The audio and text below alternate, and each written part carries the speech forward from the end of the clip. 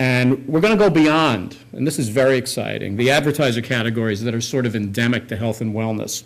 What categories of consumer products do one thing as their primary function but have health and wellness as an additional benefit? And I think to tell that story adds a lot of value.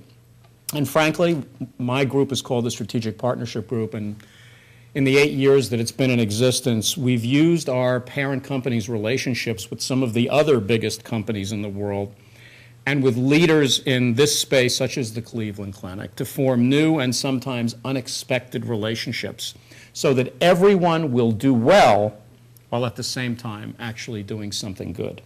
From a pure media point of view, we'll do new kinds of research.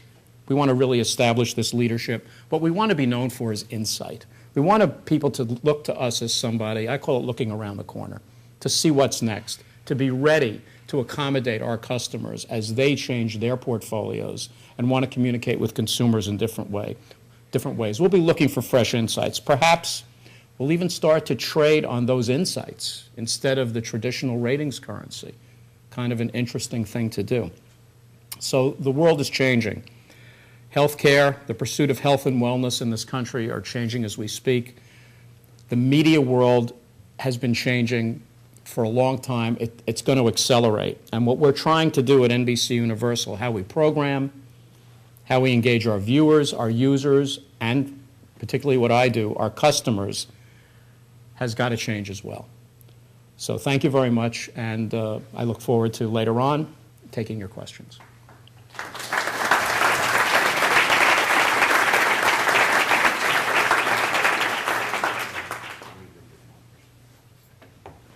Thank you, Jay. We were supposed to have a couple of things in the middle here, and we didn't print it out. So we're just going to go right to the Q&As. So to get Jay right back there. What do you really want to know? We're going to have, I think, a couple of folks with mics back there. So if you want to ask him any questions, raise your hand, and they'll come get you. Yeah.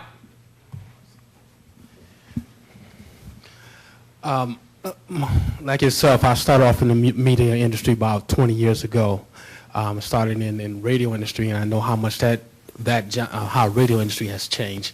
My question to you is this, as relates to media. As far as in sales, or the salesperson, advertisers are traditionally used to the salesman for like Nielsen ratings or what have you, and you give random surveys, what have you. My question is, how do you establish value as opposed to the traditional way, but also along with the whole digital media as well? Okay, well, let me, two-part answer. In traditional media, you trade on a rating point. But, you know, all a rating point is a measure of a number of people of a certain age and sex watching for a certain amount of time. That's what creates a rating. It's like 7 minutes of viewing. I'm not a research expert, but here's what I know. If you look at, and I'll give you an example. It goes back to my days as head of sales at WNBC in New York. The Lexus was being introduced. And my late news and the competitive late news both had the 7 rating. Had a 7 rating in men 25 to 54. The difference was that my 7 rating was made up of men who were about 30% more likely to be in the market for a Lexus. Why? How would we know that? What we knew, and New York may be a slightly atypical market, was that my audience largely lived in the suburbs. That was the NBC profile back then. They lived on Long Island, Connecticut, New Jersey.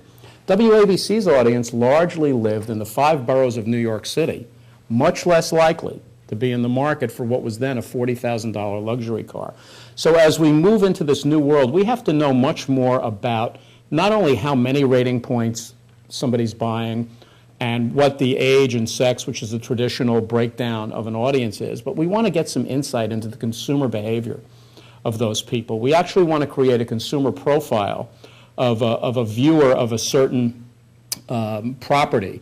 So a rating is not just a rating. A rating is just a sort of a vessel in which you hold a lot of information about a consumer's behavior, their brand preferences, their family situation. I remember once having an advertiser, we were doing something on women 18 to 49, and my planning group gave me a schedule for the woman, and we had a lot of movies on the schedule then, and I said, I know you're looking for women 18 to 49, but who is she?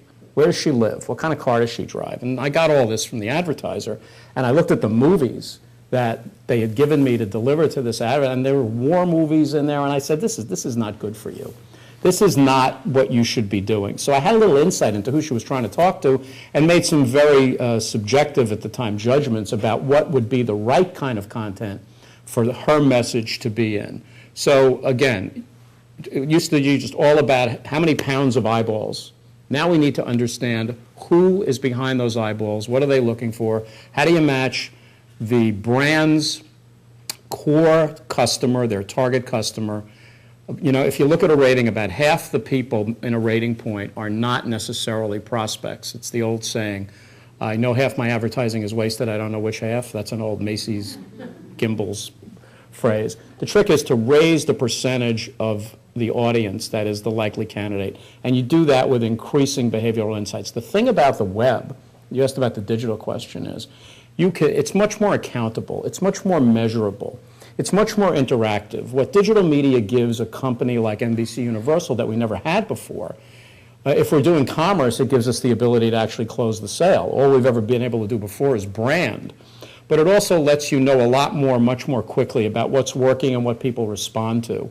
And so if you put those together, insight into who the consumer is that the advertiser should talk to, in an ideal world, which is what we're trying to get to, aggregating those people across all the assets that you see on this screen, maybe not just 2 or 3 of them, maybe 10 of them, and going to market with that as an offering, which is logistically a huge challenge for us right now because, you know, those things are sort of siloed in local media, you know, national broadcast cable, putting them together, not really caring where they're watching, but just knowing what they're watching that's right for them.